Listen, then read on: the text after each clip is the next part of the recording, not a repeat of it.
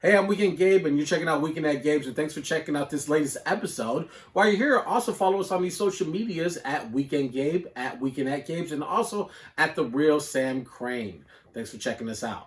All right, we're back here on Weekend at Gabe's on Weekend Gabe. Don't forget to give us a follow on these social medias below at Weekend Gabe, at Weekend at Gabe's, and The Real Sam Crane. If you might just notice that Sam is not part of this conversation because he needed to take a break, but he'll be back to wrap up the show later on tonight.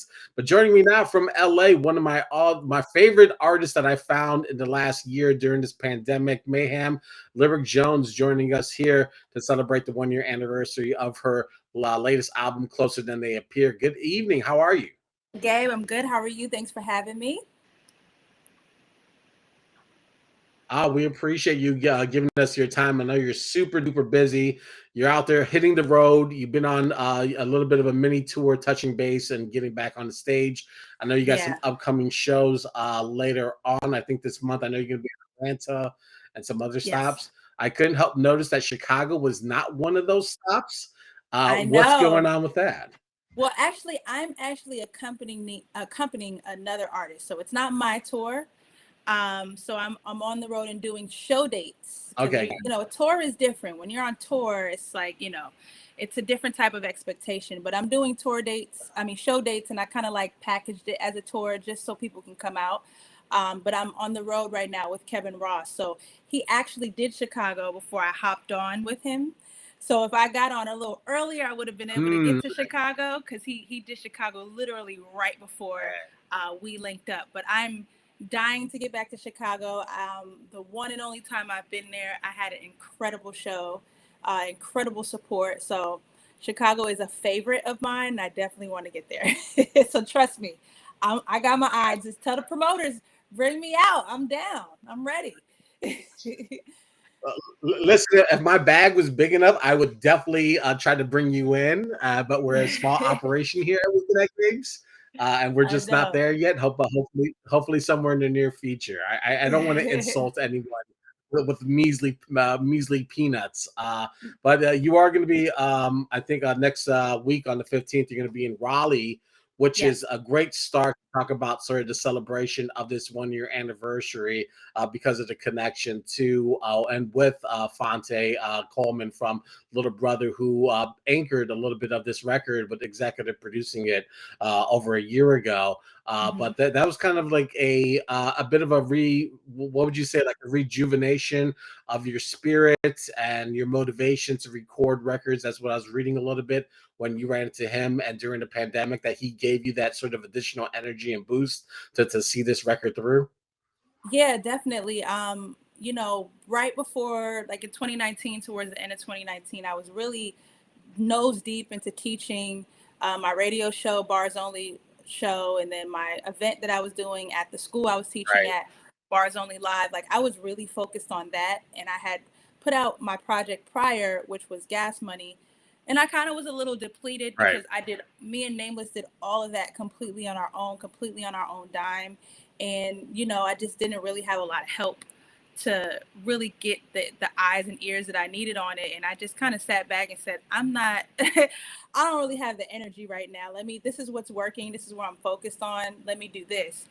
And as soon as I kind of made up my mind to go that way and kind of just, flirt with the idea of maybe full on teaching and other things, here I finally meet Fonte and was kind of telling him the same thing. He was like, hey, well, maybe I think that sounds like I need to executive produce your next project. So he kind of just told me what's right, going to happen.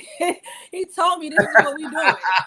I'm like, all right. right, sure. I'm not gonna tell you no. Like you're one of my favorites. So that definitely catapulted me into a whole new headspace of something that I didn't even know was tangible, i.e., the title, Closer Than They Appear. Because he was on literally vision boards and goals of people I wanted to work with over the years. So him telling me that and saying, "Hey, we're doing something. Let's get going," definitely rejuvenated me and revived me to push through. And then throughout the pandemic, even though we couldn't really be in person working, it actually worked out better for us apart, being able to sit with our thoughts and sit with our ideas and throw things back and forth at each other. So yeah, it definitely was a different way of creating without ever going outside and interacting with Right. people and events. But I'm glad it happened, and it will literally be a timestamp of this era that I hope will live on, for the test of time.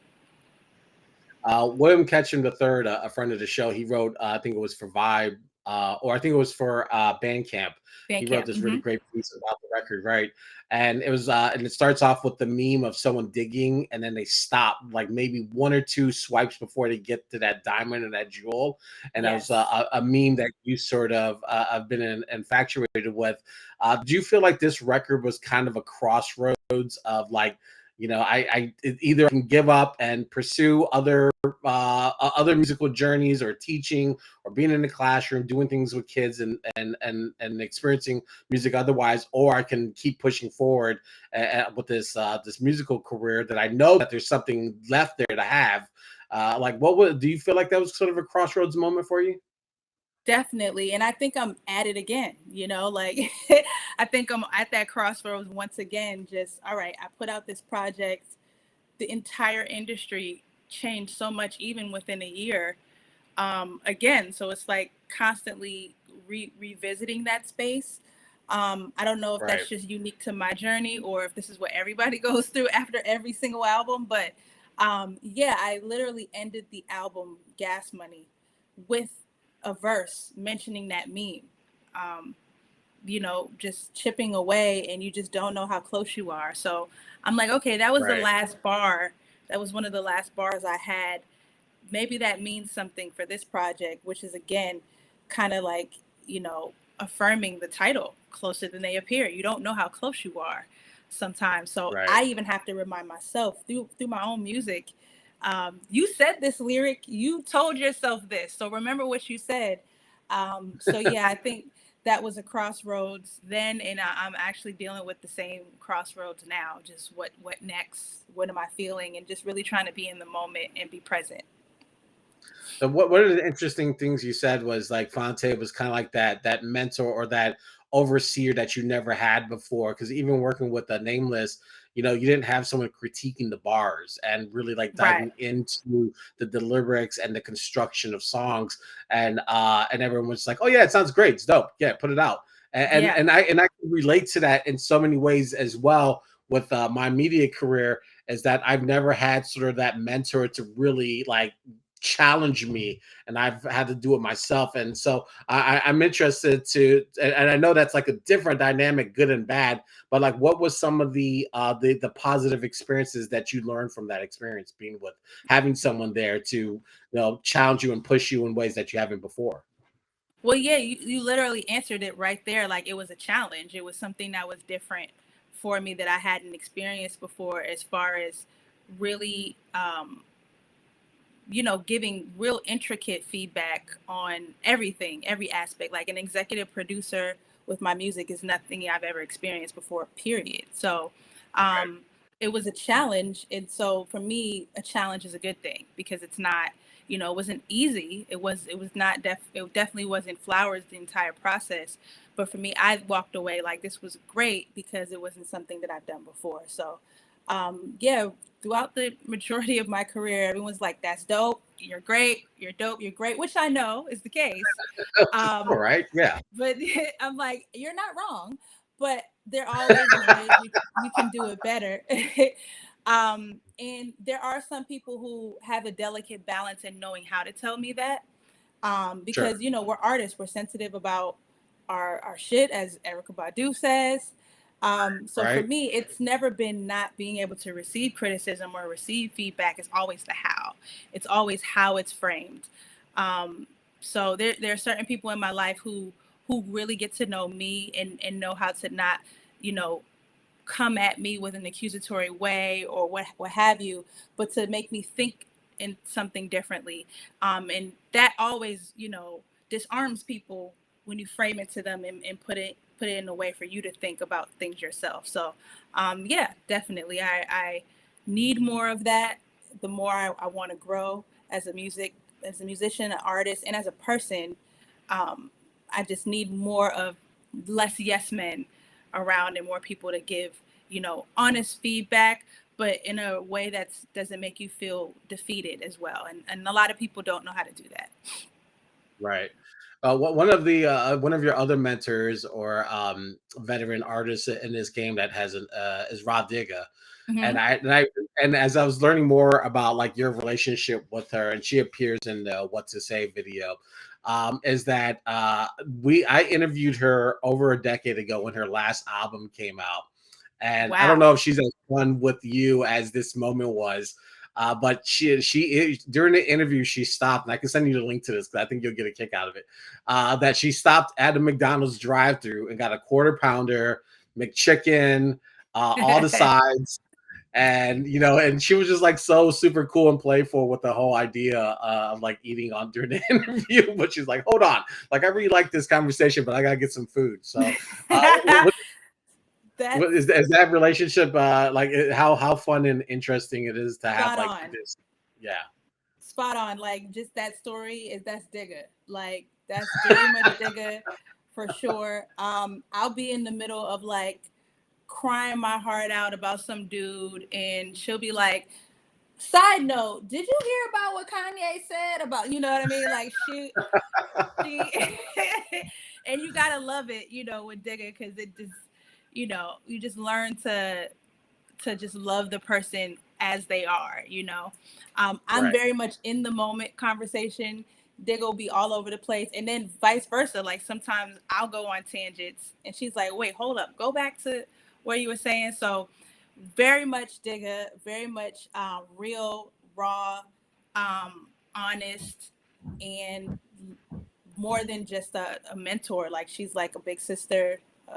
We call each other bro, sis, bro, sis, auntie. She's all of those things wrapped in one. So yeah, it's. I learn from her in ways that I don't even. It's not even like asking questions. Sometimes it's just we have random conversations, or go on tangents, or I just watch her, especially touring with her, and watching how she interacts with her fans and Yeah. various things. I've learned a lot from just observing and just seeing how she leads by example in many ways.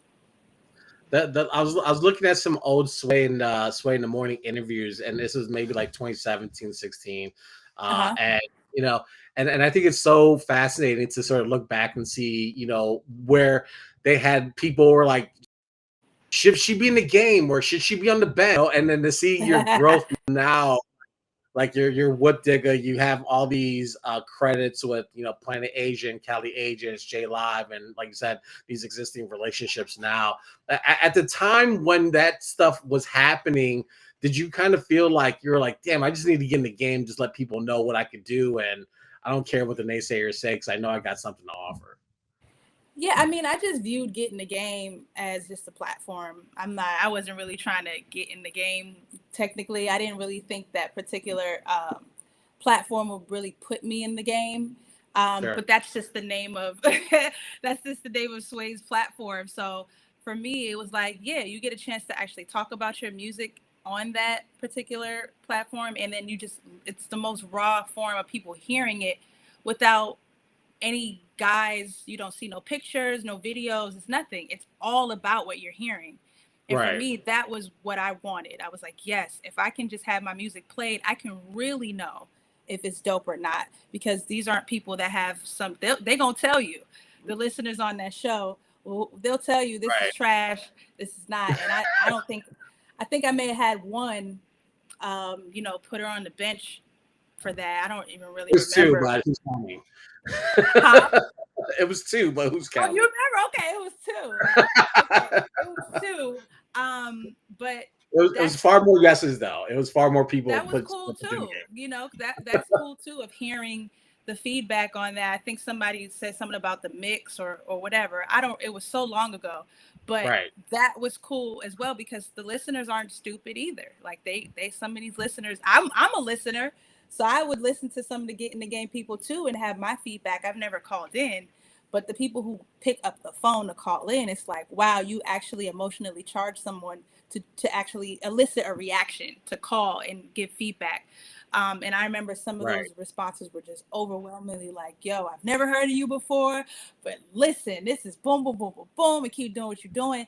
That's, why I wanted to be on that platform. But at that point, I had already been doing music, maybe 7 years at that point. I already had 2 projects out, already have done a lot of things, been on festivals and had a lot of accolades. So it was just about, now let's level up, let's get myself on, radio and get exposed to more people. So yeah. Yeah, I was just wondering, like, hearing. I was like, I'm just curious, like, if someone just saying, like, put her on the bench. I'm like, damn, it's like it was one record, You get some of those people too who just want to Apollo you and boo you or right. whatever for just because they can. But I would say my get in the game was real genuine, for sure. Yeah.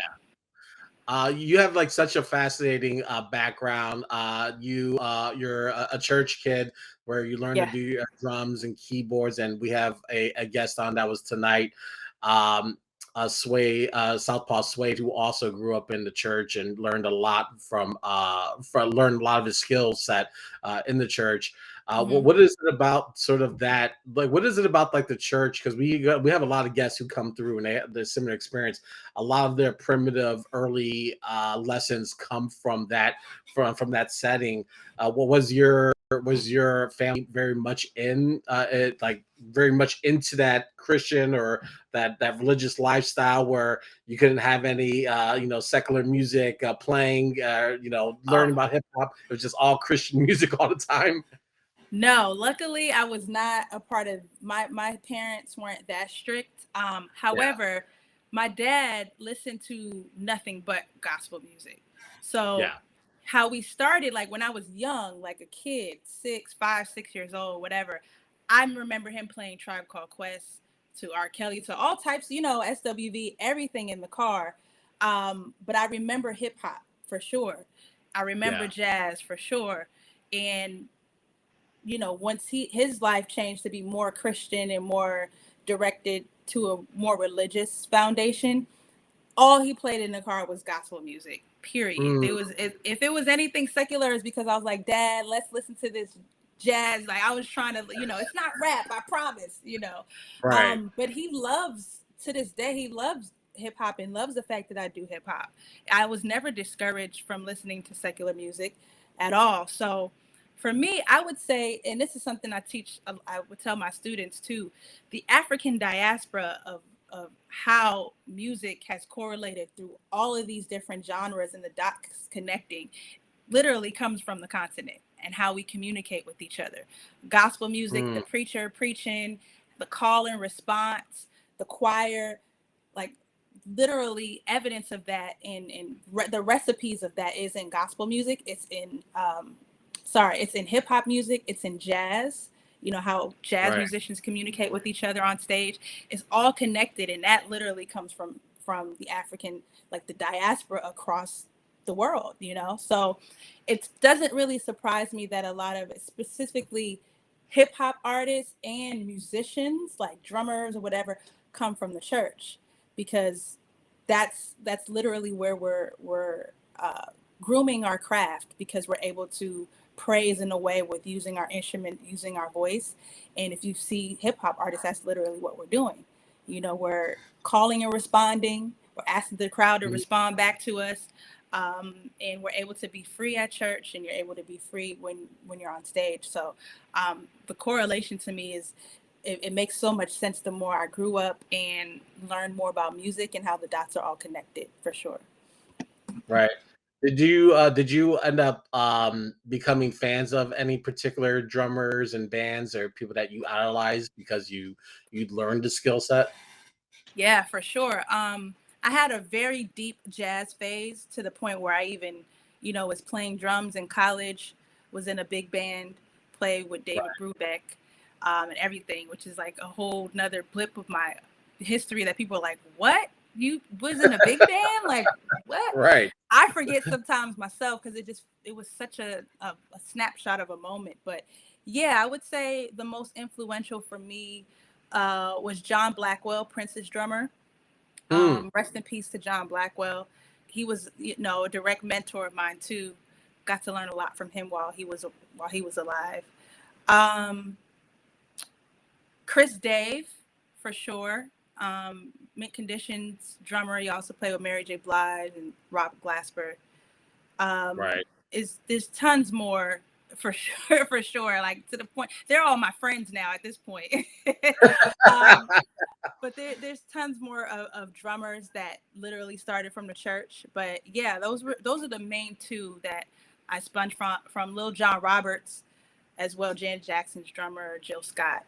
And the biggest thing that was driven home for me is pocket, and just making Mhm. sure that you keep time in pocket. So as you notice, many people notice I don't do a whole lot of fills and just chops or whatever.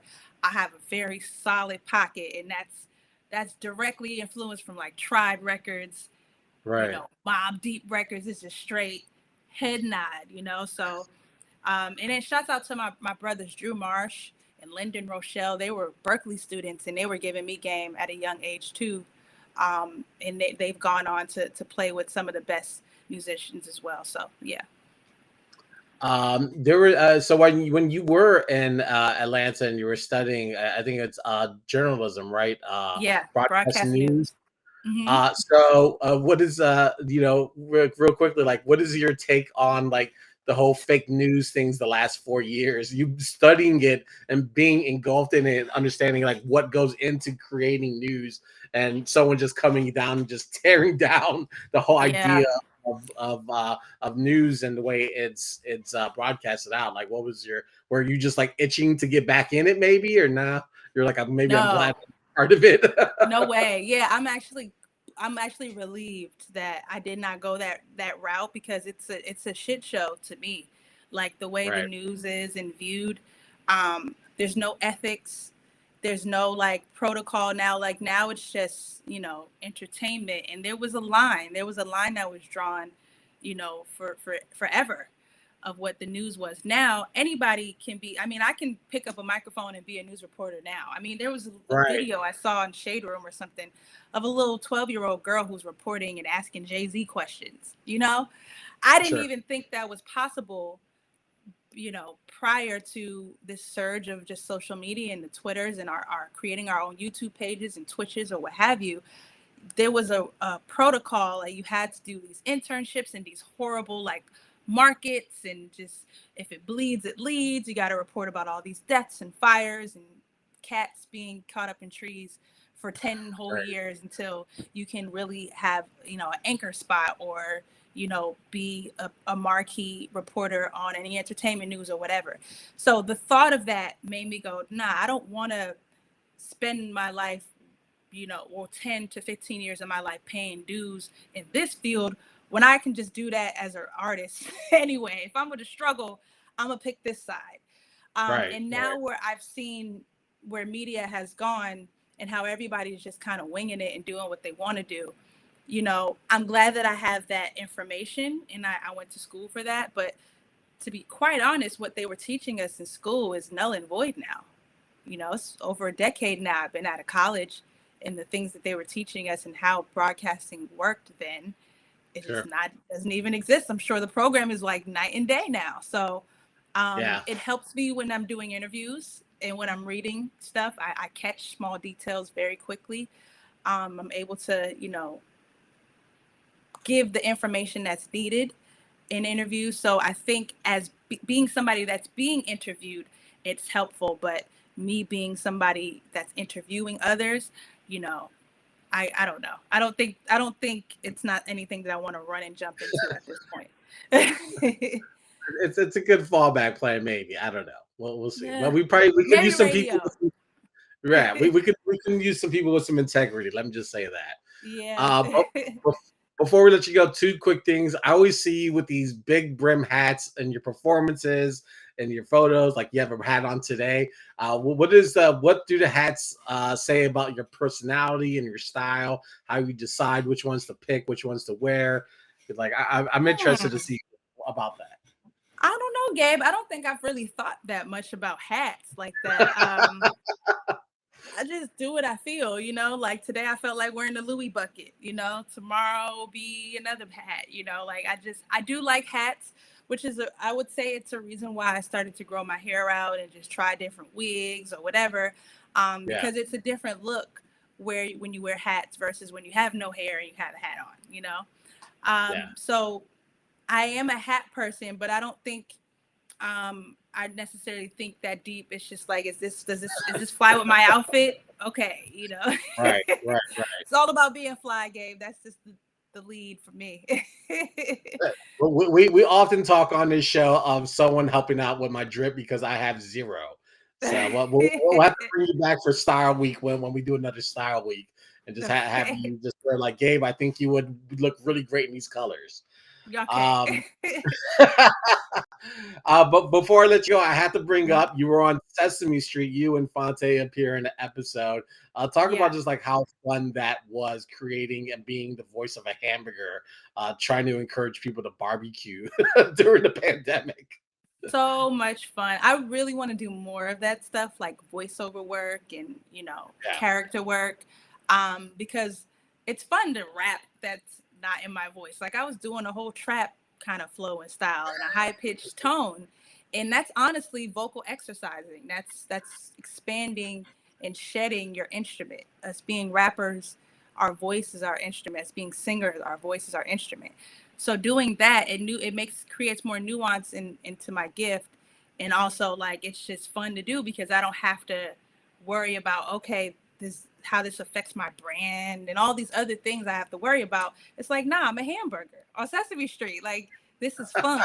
It right. really took the stress out of it and just was fun, and that's all that is this thing is supposed to be. So I really enjoyed that and would love to do more of that type of work.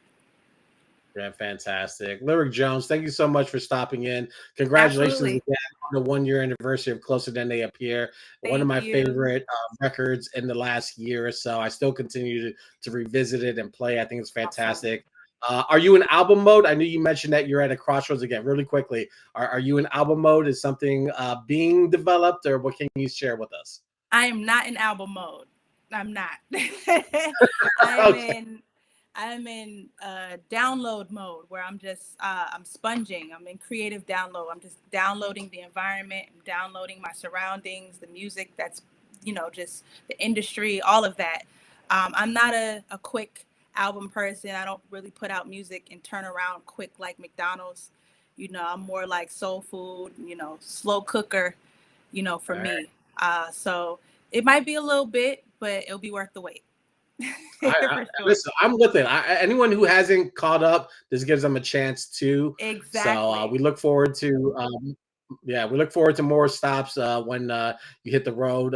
You like we mentioned, November 15th is your next day in Raleigh, and you got some stops in Atlanta coming up as well. So hopefully, you guys can recalculate and figure out some more dates because I love to see you in Chicago. I think the record is fantastic. So please, America, Yeah. wherever you're watching from, Lyric Jones, that's the thing to do. Put it into your life. You'll be a better person Yes. for Yes, it. November 15th in Raleigh, November 16th in Charlotte. So if you're closer to Charlotte, come to that show. That's at Neighborhood Theater. The 15th at the Poorhouse, which will be cool because that will be more of a hip. I'm with an R&B artist on this run, so I feel like that's more of a hip hop energy.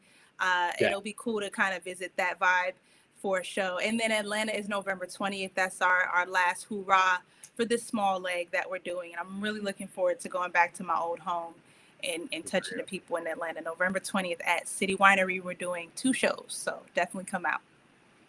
All right, fantastic. Go check it out if you're in those areas, and if not, then fly in if you have that kind of money. I All know that's right, right. Lyric. Fly Lyric, in. thank you so much again for joining us here on Weekend at Gabe's. Follow her on all the socials at Lyric Jones. She's a great follow as well. Enjoy the rest of your evening. We appreciate it. Thanks, Gabe. You too. Have a good one. Hey, I'm Weekend Gabe. Thanks for checking out this latest episode of Weekend at Gabe's. Click on any of the links swirling around my head and also hit the subscribe button while you're here. Thanks for checking out us here on YouTube.